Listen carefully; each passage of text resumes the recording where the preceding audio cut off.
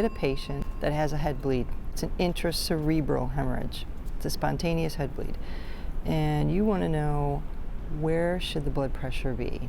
If the blood pressure is greater than 180, we think that head bleed's going to expand, and that will be bad. But if the blood pressure is less than 180, we think that the head bleed will stay the same, and the patient will recover and have a good outcome.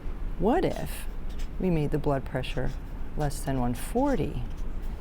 Is that going to make it any better? Is that making it any less of a chance of the bleed not expanding? Well, they tried this. They tried less than 180 versus less than 140 and found that there was no difference. Well, what if we said less than 160, just to split the middle?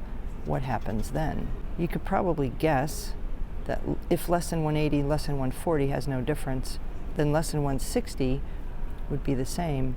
Here's how I look at it. If you've got somebody who's morbidly obese and doesn't control their blood pressure, and they live around the 180 to 200 range, I would target less than 180.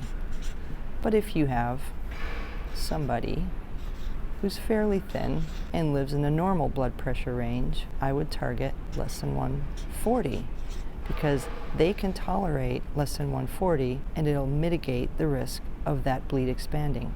If you have somebody that's just in between, you could target less than 160. Point being, we know that less than 180 is the bottom line. If somebody can tolerate less than 140 because their core is used to having a lower blood pressure, then think about less than 140. If somebody is in the middle or you really don't know, go less than 180 or less than 160.